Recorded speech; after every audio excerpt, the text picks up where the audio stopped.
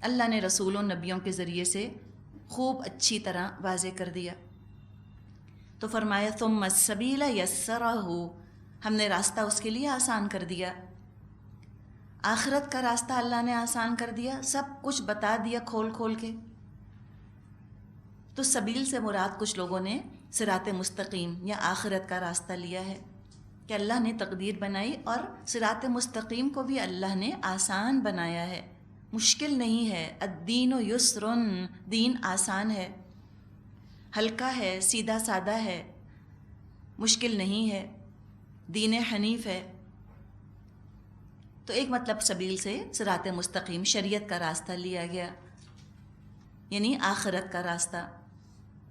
کچھ مفسرین نے سبیل سے مراد دنیا میں آنے کا طریقہ مراد لیا ہے کہ ماں کے رحم سے اللہ جس طرح دنیا میں لاتا ہے انسان کو، وہ بھی ایک حیرت انگیز عمل ہے، کیسے اللہ تعالیٰ اس کو آسان کر دیتا ہے۔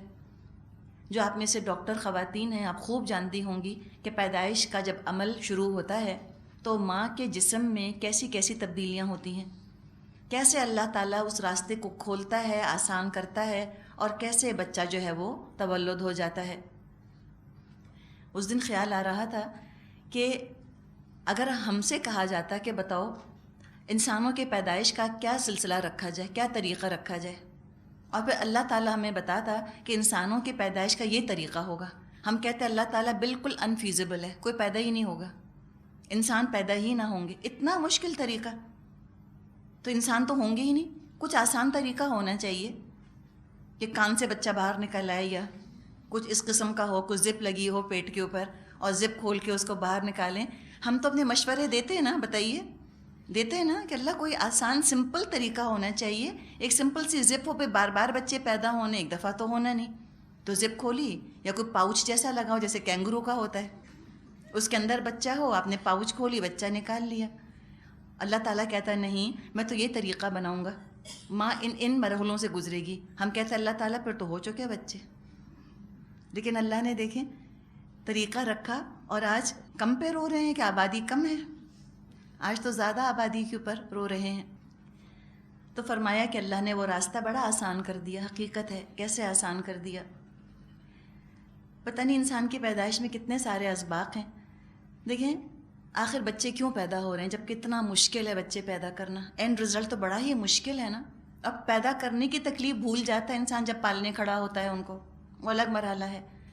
تو بعد کی چیزیں بڑی مشکل ہیں، لیکن چونکہ کنسیو کرنے کا طریقہ اللہ نے اتنا پرکشش بنا دیا تو لہٰذا وہ اینڈ رزلٹ کی طرف انسان چل پڑتا ہے۔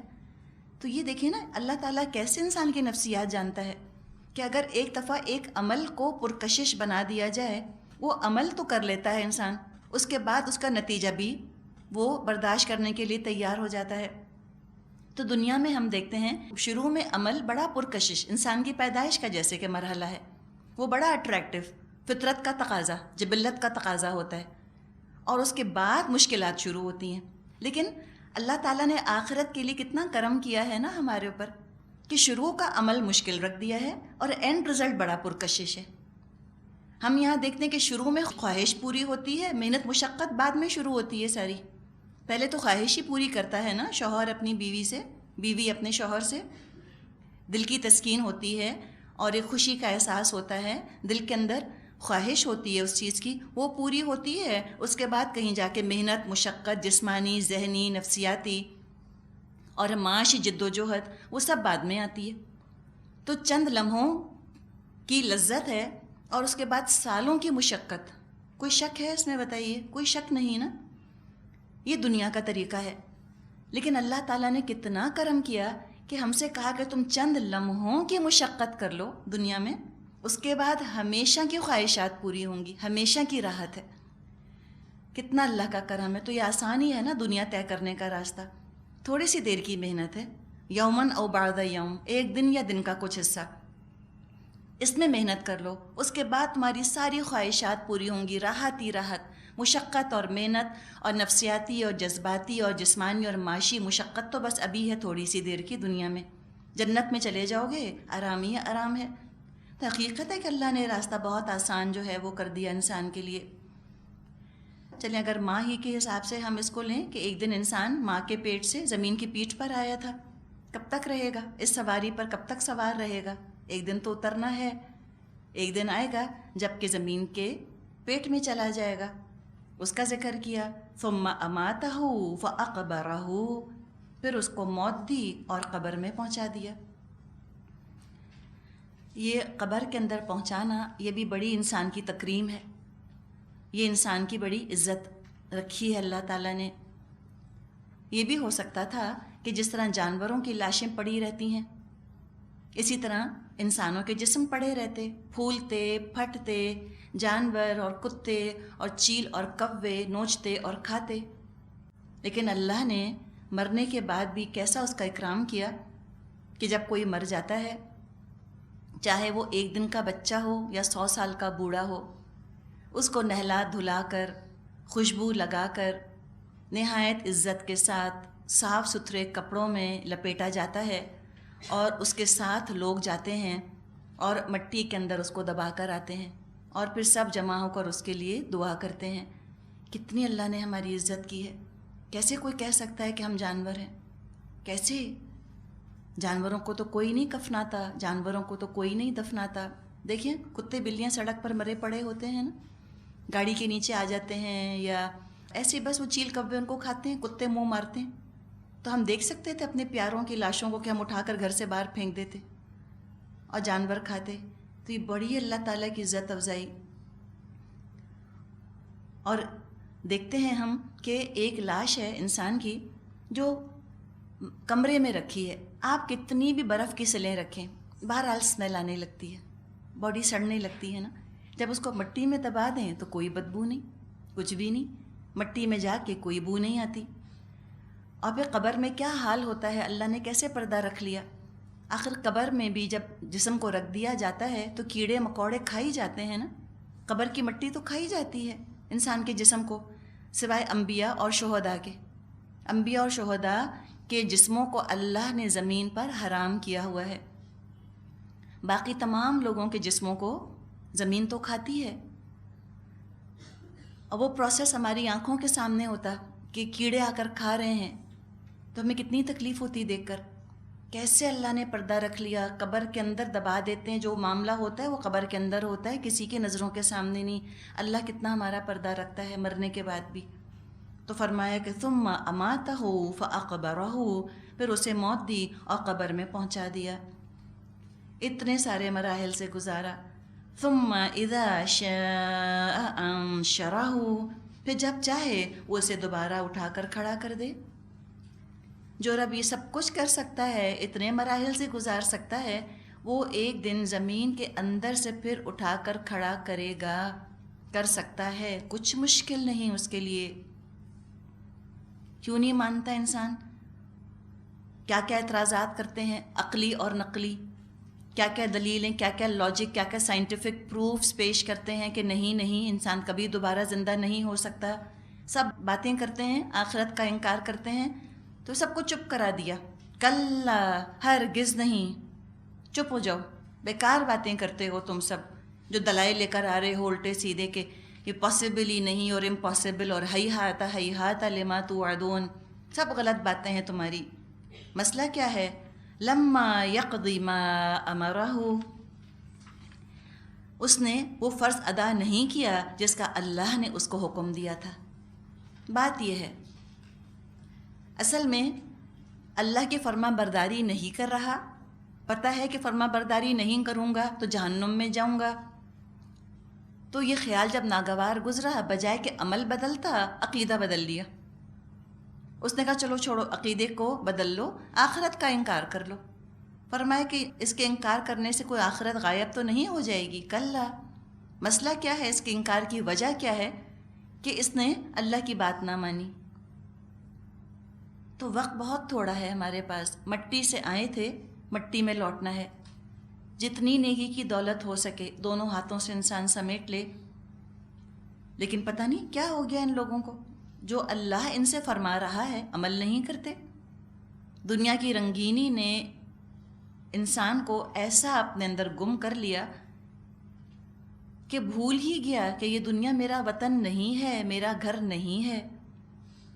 اب تک فیصلہ ہی نہیں کر چکا کہ بات مانوں اپنے رب کی یا نہ مانوں.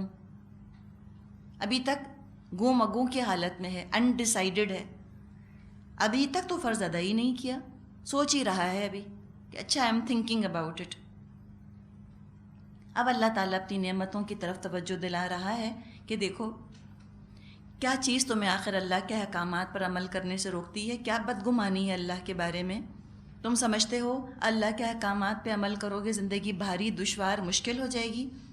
اللہ تمہارا مہربان ہے، دنیا میں تم کو اتنا کچھ دیا زندگی آسان کرنے کے لیے، تو آخر شریعت کے احکامات زندگی مشکل کرنے والے کیوں ہوں گے. دیکھو کیا کچھ نعمتیں اللہ نے دی ہیں. فَلْيَنظُرِ الْإِنسَانُ إِلَىٰ طَعَامِهِ، پھر ذرا انسان اپنی خوراک کو تو دیکھے. حقیقت ہے کہ کیا کچھ اللہ نے ہمیں مزے مزے کی چیزیں جو ہیں وہ دے دی ہیں. اَنَّا صَبَبْنَا الْمَاءَ صَبًّا، ہم نے خوب پانی انڈیلا. صَبَبْنَا الْمَاءَ صَبًّا، پانی کو انڈیلا خوب. اللہ تعالیٰ نے آسمان سے پانی برسایا. پھر کیا ہوا؟ ثُمَّ شَقَقْنَا الْأَرْضَ شَقًّا، پھر زمین کو عجیب طریقے سے پھاڑا. الفاظ تو سیدھے سادے ہیں، اگر کوئی صوفیانہ نقطہ نظر سے دیکھے تو بہت کچھ دیکھ سکتا ہے کہ جب وحی کی بارش برستی ہے تو دل پھٹ کے نرم پڑتے ہیں. دل پھٹتے ہیں نا، دل کا شق ہونا ضروری ہے، دل کا پھٹنا، دل کا ٹوٹنا بڑا ضروری ہے. دل کے اندر دراڑیں پڑتی ہیں تو اندر ایبزارب ہوتا ہے جا کے قرآن. اگر دل پھٹتا نہیں قرآن پڑھ کے، دل ٹوٹتا نہیں قرآن کی وجہ سے، تو یقین کریں کہ قرآن کبھی جذب ہو ہی نہیں سکتا. زمین بھی تو پھٹتی ہے نا، تب آسمان سے جو پانی برس رہا ہوتا ہے بارش کا، وہ زمین کے اندر جاتا ہے. تو یہ دل کا ٹوٹنا جس کو ہم زحمت سمجھتے ہیں، یہ اللہ کی بڑی رحمت ہے. اگر دنیا والوں کی طرف سے ہمیں تکلیفیں نہ پہنچیں تو ہمارا دل نہ ٹوٹے. اگر ہماری ہر خواہش پوری ہوتی رہے تو ہمارا دل ہی نہ ٹوٹے. ہماری خواہشات پوری نہیں ہوتی، دنیا والوں کی طرف سے ہمیں تکلیف پہنچتی ہے تو دل ٹوٹتا ہے. یہ پروسیس ضروری ہے. دل ٹوٹتا ہے، اب قرآن اندر جاتا ہے. جب قرآن اندر جاتا ہے، جذب ہوتا ہے، تو پھر نیکیوں کی فصل لہلہاتی ہے. فَأَنبَتْنَا فِيهَا حَبًّا، پھر اس کے اندر سے غلے ہو گئے. وَعِنَبًا وَقَضْبًا، اور انگور اور ترکاریاں اللہ نے اگائیں. وَزَيْتُونًا وَنَخْلًا، اور زیتون اور کھجوریں نکالیں. وَحَدَائِقَ غُلْبًا، اور گھنے باغ اللہ تعالیٰ نے نکالے. تو آپ دیکھیں کہ جب زمین اس طرح پانی کو جذب کر لیتی ہے تو کیا بہار اس پر آتی ہے. صحابہ نے کتنی شدید مشکلات اٹھائیں، صحابہ کا دل کتنی دفعہ ٹوٹا ہوگا. تو پھر اعمال بھی تو دیکھیں ذرا کتنے حسین. ابراہیم علیہ السلام کا دل کتنی دفعہ ٹوٹا ہوگا، بہت دفعہ. مقام بھی تو دیکھیں، اعمال کا حسن بھی تو دیکھیں، نیکیوں کی بہار بھی تو پھر دیکھیں.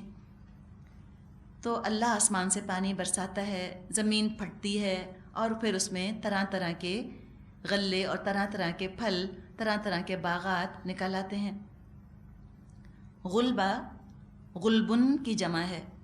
غلبہ معنی ہوتے ہیں موٹی گردن والا. غلب یعنی شاداب تندرست درختوں والے باغ. غلبہ. حدائق، کیسے باغ؟ غلبن، جو کہ غلبن ہیں. ایسے باغ جو کہ غلبن ہیں، ایسے باغ جس میں کہ شاداب تندرست درخت ہیں. پرانا درخت ہوتا ہے، اس کا جو ٹرنک ہوتا ہے، اس کا جو تنا ہوتا ہے بہت موٹا ہو جاتا ہے نا. تو پرانا باغ، اور ایک ہوتا ہے نیا باغ کوئی لگائے اس کی خوبصورتی میں، اور جو ایک پرانا باغ ہوتا ہے اس کی خوبصورتی میں بڑا فرق ہوتا ہے. پرانا جو باغ ہوتا ہے اس میں پرانے پرانے درخت ہوتے ہیں، اس کی خوبصورتی ہی کچھ اور ہوتی ہے، بہار ہی اسی کچھ اور ہوتی ہے. تو فرمایا ایسے باغ جن میں موٹے موٹے تنے والے درخت ہیں. اور فاکہتن، فاکہتن یہ انسان کے لیے فواکہ، پھل، لذت صحت دینے والے غذا کے کام آتے ہیں، انسان کو بہت اچھے لگتے ہیں. تو یہ تمام چیزیں اللہ نے بنائی. انگور اللہ نے بنائے، قضبن اللہ نے بنائے. قضبن اس کا مادہ قاف ضاد با ہے. نیچے گرتی ہوئی شاخیں ہوں جس کی، جیسے آپ نے دیکھا ہوگا نا ویپنگ ولوز جیسے ہوتے ہیں، ہے نا، بالکل لیٹے ہوئے ہوتے ہیں، شاخیں نیچے گر رہی ہوتی ہیں. بعض نے ترکاری کے معنوں میں، کریپرز کے معنوں میں بھی لیا ہے کہ ایسی ہریالی، ایسا سبزہ کہ جس کا تنا نہیں ہوتا، جو کریپ کرتی ہیں نیچے. تو انگور کے باغات اور اللہ تعالیٰ نے اس طرح ترکاریاں یا بغیر تنے کی بیلیں بنا دیں، اور زیتون، اولیوز بنا دیے، نخلن، اور اللہ تعالیٰ نے کھجور کے باغ بنا دیے. زیتون اور کھجور بہترین صحت کے لیے چیزیں ہیں، انگور بھی بہت عمدہ ہیں صحت کے لیے اور دیکھنے کے لیے باغ، اور فاکہتن، اور اللہ تعالیٰ نے پھل اور میوے بنا دیے. تو معمولی قسم کی غذا، اگر قضبن کو ہم ترکاری کے معنوں میں لیں تو معمولی قسم کی غذا بھی اللہ نے بنائی، پالک اور ساگ اور ترکاری بھی، اور مہنگی اور اعلیٰ غذائیں بھی اللہ نے انسان کے لیے بنا دیں. فاکہتن میوے ہوتے ہیں، اعلیٰ درجے کی چیزیں. اور کیا بنایا؟ وَأَبًّا، اور چارہ، مَتَاعًا لَكُمْ وَلِأَنْعَامِكُمْ، تمہارے لیے اور تمہارے مویشیوں کے لیے سامان زیست کے طور پر. ابا یوں سمجھیں یہ غلے سے جو الگ کیا ہوا بھوسا جیسا ہوتا ہے. تو ایک ہوتا ہے بھوسا، بھوسا بھی غذا بنتا ہے جانوروں کی، اور ہری ہری گھاس ہوتی ہے، وہ بھی جانوروں کو بہت اچھی لگتی ہے. تو جیسے اللہ نے انسانوں کے لیے معمولی غذا اور اعلیٰ غذا رکھی ہے، جانوروں کے لیے بھی معمولی غذا اور اعلیٰ غذا ہے. جس طرح انسانوں کو فواکہ پسند ہیں، اسی طرح جانوروں کو ابن. تو یہ زبردست کھانا ہے جانوروں کے لیے چارہ. تو جو غلے سے بھس الگ ہوتا ہے وہ بھی جانوروں کی غذا بنتا ہے، معمولی غذا ہے، اور ابن یہ اعلیٰ درجے کی غذا ہے جانوروں کے لیے. جو کچھ یہاں پر اللہ تعالیٰ نے انتظام کیا، جو یہ پھلوں کا مزہ اور لطف ہے، اور جو باغوں کی شادابی اور رونق ہے، سب ایک مدت تک کے لیے ہے. جیسے انسان کو دیکھ لیں، انسان ایک حد تک کی زندگی کا لطف اٹھا سکتا ہے، ٹیسٹ ایک حد تک ہی آتا ہے چیزوں کا، پھر اس کے بعد ٹیسٹ ختم ہونے لگتا ہے، زندگی کا لطف ختم ہونے لگتا ہے، انسان خود مرجھانے لگتا ہے، اس پر خزاں آنے لگتی ہے. جیسے کہ باغوں کے ساتھ معاملہ ہوتا ہے، باغوں کی شادابی، باغوں کی رونق ایک مدت تک ہوتی ہے، پھر اس کا پھل اتار لیا جاتا ہے. تو جو باغوں کا، انسانوں کا معاملہ ہے، وہی معاملہ دنیا کا ہے. ساری چہل پہل کچھ عرصے کی ہے، پھر کیا ہوگا کہ انسانوں کی فصل کاٹ لی جائے گی. اس کا ذکر کیا گیا، فَإِذَا جَاءَتِ الصَّاخَّةُ، آخر جب وہ کان بہرے کر دینے والی آواز بلند ہوگی. صاخہ، صاد خا، خا مادہ ہے، ٹھوس چیز پر کوئی چیز مارنا، ٹھوس چیز پر کوئی اور چیز مارنا، اس کی بڑی ہیبت ناک قسم کی آواز نکلتی ہے. مثال کے طور پہ لوہا اگر لوہے سے ٹکرائے نہایت تکلیف دہ آواز ہوتی ہے، یا لوہا اگر پتھر سے ٹکرائے بہت تکلیف دہ آواز ہوتی ہے. صاخہ کا مطلب ہوگا بہرا کر دینے والی چیخ یا کڑک، ناقابل برداشت آواز ہوگی، کان پھوڑ دینے والی، بہرا کر دینے والی، ہر ڈیسیبل کو کراس کر دینے والی، جو انسانوں نے اپنے معیار بنائے ہیں ہر ڈیسیبل کو کراس کر دے گی. اس آواز سے ہر چیز تہ و بالا ہو جائے گی، سب چیزوں میں ٹوٹ پھوٹ پیدا ہو جائے گی، انسانی رشتے بھی ٹوٹ جائیں گے. یوم یفر المرء من اخیہ وامہ وابیہ وصاحبتہ وبنیہ لکل امرئ منہم یومئذ شأن یغنیہ. اس روز آدمی اپنے بھائی اور اپنی ماں اور اپنے باپ اور اپنی بیوی اور اپنی اولاد سے بھاگے گا. ان میں سے ہر شخص پر ایسا وقت آ پڑے گا کہ اسے اپنے سوا کسی کا ہوش نہ ہوگا. آج کوئی تصور نہیں کر سکتا اس صورتحال کا کہ مشکل میں کوئی دیکھے اپنے سگے پیارے رشتہ داروں کو اور ان سے دور بھاگنے لگ جائے، بے نیاز ہو جائے ان سے. آج ہم تصور بھی نہیں کر سکتے کہ ایک ماں جو ہے وہ اپنے بچے کو آگ میں گرتا دیکھے اور ماں بے نیاز بیٹھی رہے، نہ صرف بے نیاز بیٹھی رہے بلکہ شکر ادا کرے کہ میں نہیں گر رہی۔ اس سے بڑھ کر وہ کہے کہ اللہ وہاں میرے بچے کو ڈال دے، یا یہ تمنا کرے کہ اچھا بچہ گر جائے آگ میں تو بچ گئی۔ ہم نہیں تصور کر سکتے۔ اللہ کا کرم کہ اللہ نے ہمیں قیامت کے دن کا بتا دیا کہ دیکھو کیا نفسی نفسی کا عالم ہوگا، ہر ایک اپنی فکر میں ہوگا۔ تو آج ان رشتوں کی وجہ سے کیوں اپنی آخرت برباد کرتے ہو؟ کیوں ان رشتوں میں ایسے گم ہو گئے ہو؟ کیوں ان کے بارے میں اتنے حساس ہو گئے ہو کہ ان کے دباؤ میں آ کے تم اللہ کو ناراض کیے چلے جاتے ہو؟ ہر موقع پہ تمہیں فکر یہ پڑتی ہے لوگ کیا کہیں گے، لوگ کیا کہیں گے۔ وہ دن آنے والا ہے جب کوئی کسی کو نہ پوچھے گا۔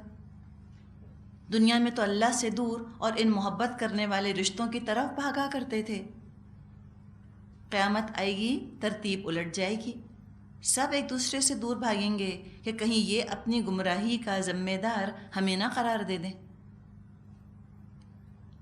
آج انہی رشتوں کی محبت میں جب دنیا میں ہیں تو حرام حلال کی حدیں بھول جاتے ہیں، ان کو راضی کرنے کے لیے اللہ کی ناراضگی مول لیتے ہیں، اور قیامت کا دن آئے گا اس کی ہولناکی دیکھیں گے، اور جب جہنم کے شدائد دیکھیں گے تمنا کریں گے اللہ ان سب کو جہنم میں جھونک دے، بھائیوں کو بھی، بہنوں کو بھی، ماں باپ کو بھی، بیوی شوہر بیٹا بیٹی سب جائیں، بس میں بچ جاؤں۔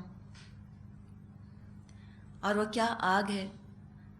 بخاری اور مسلم میں ابی ہریرہ رضی اللہ عنہ سے روایت ہے، نبی اکرم صلی اللہ علیہ وسلم نے فرمایا نارکم جزء من 70 جزءا من نار جہنم، تمہاری اس دنیا کی آگ دوزخ کے 70 حصوں میں سے ایک حصہ ہے۔ قیلا کہا گیا یا رسول اللہ صلی اللہ علیہ وسلم، اے اللہ کے رسول صلی اللہ علیہ وسلم، ان کانت لکافیتن، کیا یہ دنیا کی آگ کافی نہ تھی جلانے کے لیے؟ قال قدلت علیہن بتسعۃ وستین جزءا کلہن مثل حرها، فرمایا آپ نے کہ دوزخ کی آگ دنیا کی آگ کے مقابلے میں 69 گنا بڑھا دی گئی ہے، 69 ٹائمز، اور ہر درجے کی حرارت آتش دنیا کی حرارت کے برابر ہے۔ کیوں بڑھائی اللہ نے اتنی؟ اس لیے کہ جہنمیوں کے جسم بھی تو بہت بڑے بڑے ہوں گے، کھالیں بہت موٹی موٹی ہوں گی، اور پھر وہ اس تیزی کے ساتھ جلیں گی۔ روایات میں آتا ہے کہ ایک ایک داڑھ سمجھتے ہیں، مولر جو ہے احد کے پہاڑ کے برابر ہوگا، اتنے بڑے بڑے جسم ہوں گے، تاکہ وہ چکھیں۔ آتا ہے نا قرآن میں ذوقوا فتنتکم، چکھو اپنا فتنہ، جو دنیا میں تم بات ہی نہ سننے پہ راضی ہوتے تھے، وہ کبھی وقت ہی نہ آیا کہ تم احکامات پہ عمل شروع کرو۔ بخاری اور مسلم میں نعمان بن بشیر رضی اللہ عنہ سے روایت ہے، اللہ کے رسول صلی اللہ علیہ وسلم نے فرمایا دوزخیوں میں سب سے ہلکے عذاب والا وہ شخص ہوگا جس کی چپلیں اور ان کے تسمے آگ کے ہوں گے، ان کی گرمی سے اس کا دماغ اس طرح کھولے گا جیسے چولہے پر دیگچی کھولتی ہے، اور وہ خیال کرے گا اس کو سب سے شدید عذاب دیا جا رہا ہے، حالانکہ وہ دوزخیوں میں سب سے ہلکے عذاب والا ہوگا۔ ایک اور روایت میں ہے صحابہ نے نبی اکرم صلی اللہ علیہ وسلم سے پوچھا کہ قیامت کی ہولناکیوں اور سختیوں سے بچنے کے لیے ہم کیا کریں؟ آپ نے فرمایا کہتے رہا کرو حسبنا اللہ و نعم الوکیل، اللہ کافی ہے ہمارے لیے، اللہ بہترین کارساز ہے۔ اس سے عمل کی طاقت پیدا ہوگی، دنیا کا خوف نکلے گا، لوگوں کے شر کا اندیشہ کم ہو جائے گا کہ اللہ ہے جو مجھے بچائے گا لوگوں کے شر سے۔ جو نجات پا جائیں گے وہ ہوں گے بڑے خوش قسمت، ان کا ذکر کیا گیا، وجوہ ہوئیں کچھ چہرے یوم اذن اس دن مسفرتن، روشن ہونے والے ہوں گے۔ آپ کو یاد ہوگا ہم نے سفرہ کے اوپر کافی بات کی تھی، مسفرہ روشن چمکدار، اعمال کا نور جمع کیا تھا وہ ظاہر ہو گیا۔ ایک تو دنیا کے فیشلز ہوتے ہیں نا، کتنے دن چلتے ہیں، پھر ہر مہینے فیشل کی ضرورت پیش آ جاتی ہے۔ یہ ایک فیشل ہے جو کہ نیک اعمال کا ہے، نیکیاں کرو اور دیکھو چہرے پہ چمک کیسی آتی ہے قیامت کے دن، اس کا اثر قیامت کے دن ظاہر ہوگا۔ یہ ایسا ایک عمل ہے جو کہ ساری زندگی کرنا ہے۔ بہت سارا نور اکٹھا کر لیا، سنت کا، حدیثیں یاد کیں۔ آپ کو یاد ہوگا نبی اکرم صلی اللہ علیہ وسلم نے دعا دی ہے، نضر اللہ عمران سمع منا شیئا فبلغہ کما سمع فرب مبلغ اوعى من سامع۔ آپ نے دعا دی کہ اللہ تر و تازہ رکھے اس شخص کو جو ہم سے کوئی بات سنے اور پھر جیسی اس نے بات سنی ویسی کی ویسی آگے پہنچا دے۔ ہو سکتا ہے کہ جس کو بات پہنچائی گئی ہو وہ زیادہ یاد رکھنے والا ہو بنسبت اس کے جس نے بات سنی ہو۔ تو یہ تر و تازہ رکھنے کی دعا تو اللہ کے رسول نے دی ہے۔ تو احادیث یاد کرے انسان، قرآن کی آیات حفظ کرے، اندر نور جمع کرے، پھر دیکھے قیامت کے دن کیا اس کا چہرہ چمکے گا، کیا اس کا چہرہ روشن ہوگا۔ تو مسفرتن، چمکدار ہوں گے چہرے، روشن۔ ایک اور حدیث میں مضمون آتا ہے کہ صحابہ نے نبی اکرم صلی اللہ علیہ وسلم سے پوچھا کہ اتنے سارے لوگ جمع ہوں گے میدان حشر میں، آپ ہمیں کیسے پہچانیں گے؟ آپ صلی اللہ علیہ وسلم نے فرمایا کہ میں تم کو وضو کے آثار سے پہچان لوں گا۔ جہاں جہاں وضو کا پانی جاتا ہے وہ اعضاء قیامت کے دن چمک رہے ہوں گے۔ تو یہ نور ہے دراصل۔ ہم جب وضو کرتے ہیں نا تو ہم نور سے اپنے آپ کو دھو رہے ہوتے ہیں۔ تو کبھی وضو کرنے میں سستی نہ کریں۔ ہمیں خود پتہ ہوتا ہے میرا وضو ٹوٹ گیا، کسی کو نہ پتہ چلے۔ مجھے تو معلوم ہے کہ میرا وضو نہیں اور اللہ کو تو معلوم ہے۔ تو ہچکچائیں مت، فوراً جا کر وضو کر لیں۔ آج دنیا میں پانی نظر آ رہا ہے نا، حقیقت میں کیا ہے؟ نور۔ اور وہ پانی نور کیسے بنا؟ جب وضو کی نیت سے اس کو کیا۔ تو دنیا کی معمولی معمولی چیزیں بڑی قیمتی ہو جائیں گی قیامت کے دن۔ آج ہم کو لگتی ہیں معمولی، ہمیں نہیں پتہ کہ ہم کیا کچھ جنت کی نعمتیں ہیں جو ان سے سمیٹ رہے ہیں۔ ایسا معمولی سا پانی نظر آتا ہے، وہ دراصل ایک نور ہے جو کہ ہم اپنے اندر سمیٹ رہے ہوتے ہیں، اور وہ قیامت کے دن ظاہر ہوگا۔ مسفرہ، ضاحکۃ، ہنسنے والے، ہنسی پھوٹی پڑ رہی ہوگی خوشی کی وجہ سے، اتنے خوش ہوں گے۔ ہم اردو میں محاورہ کہتے ہیں نا، خوشی سے پھولے نہ سمانا۔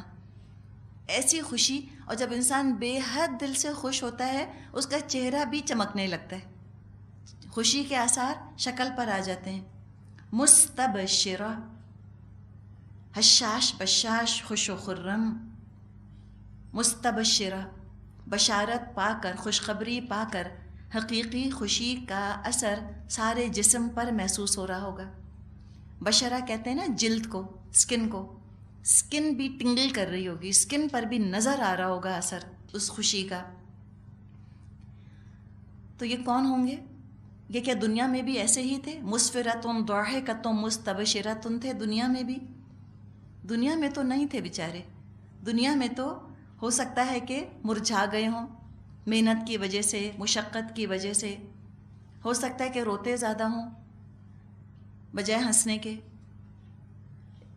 اور ہو سکتا ہے کہ دنیا میں تو کوئی خوشخبری نہ سناتا ہو، لوگ دھمکاتے ہی رہتے ہوں، دیکھنا یہ ہو جائے گا، دیکھنا وہ ہو جائے گا، don't be rigid, don't be a fundoo. کوئی طلاق کی دھمکی دیتا ہے، کوئی کبھی نہ ملنے کی دھمکی دے، بچوں کے لیے امبیرسمنٹ بن جائے، کیا پتہ ماں کہ بچے کہیں کہ you are an embarrassment for us, کیا آپ یہ ڈھانک ڈھانک کر بیٹھی رہتی ہیں؟ میاں کہے کہ میں لے کر نہیں جاتا تم کو پارٹیز میں، کیا تم نے مائیوں والا حلیہ بنا لیا؟ جو میرا سوشل سٹیٹس ہے اس کے لیے تو میں برداشت نہیں کر سکتا کہ میری بیوی حجابی ہو، مثال کے طور پہ۔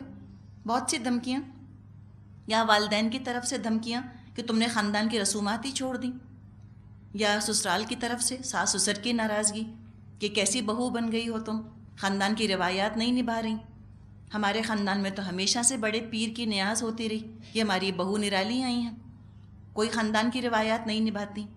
تو بہت سی دھمکیاں، بہت کچھ کیا پتہ سننے کو ملے۔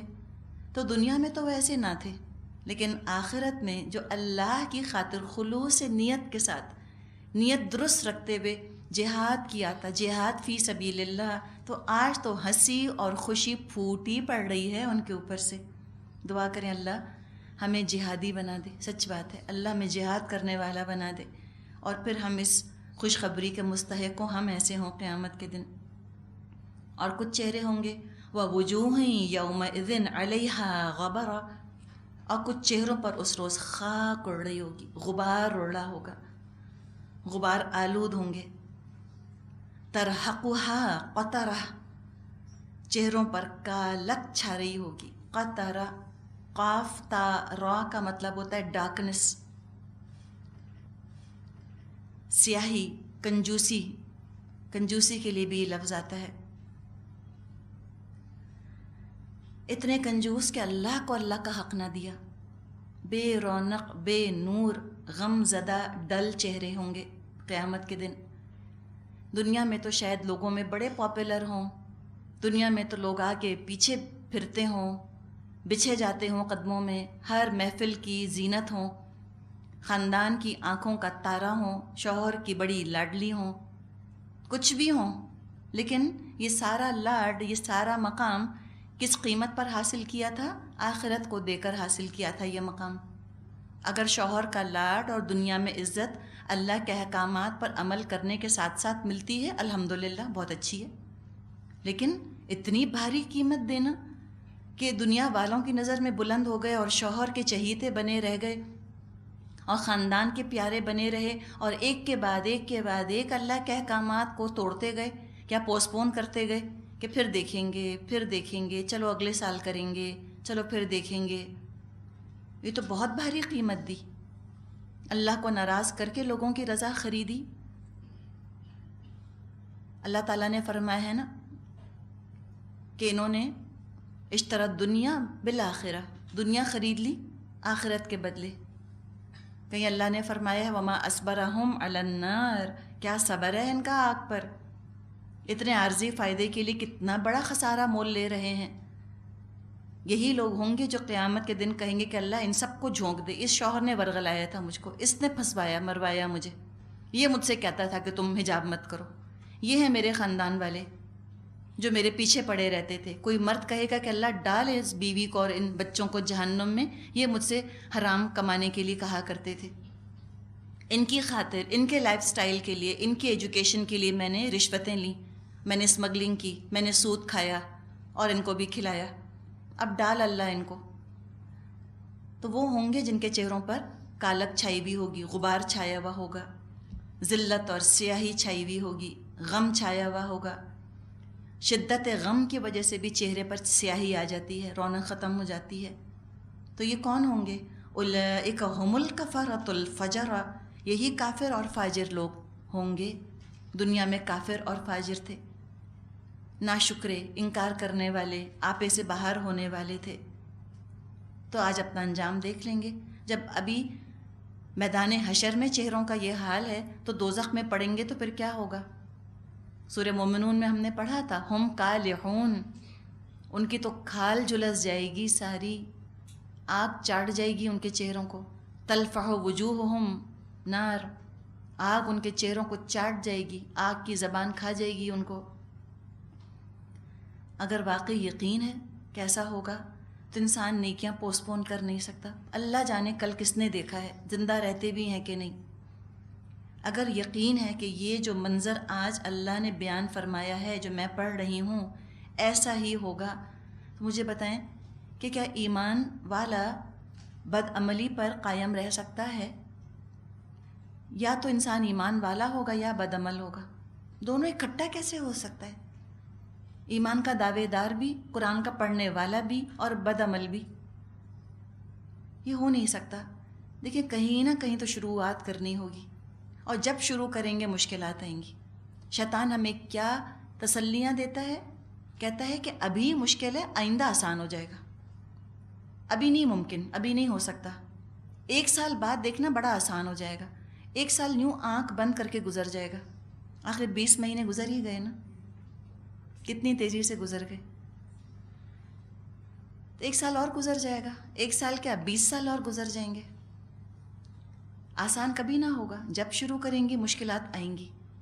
تو پھر تبھی تو کہنا ہے حسبنا اللہ و نعم الوکیل، اللہ کافی ہے ہمارے لیے، اللہ ہمارا کارساز ہے. تو اللہ تعالی ہمیں خوش ہونے والوں میں شامل کرے قیامت کے دن، اور اس انجام سے اللہ تعالی ہمیں، اس ذلت سے اللہ ہمیں بچائے. آمین یا رب العالمین. والآخر دعوانا ان الحمد للہ رب العالمین. سبحانک اللہم و بحمدک نشہد ان لا الہ الا انت نستغفرک و نتوب الیک. السلام علیکم ورحمۃ اللہ وبرکاتہ.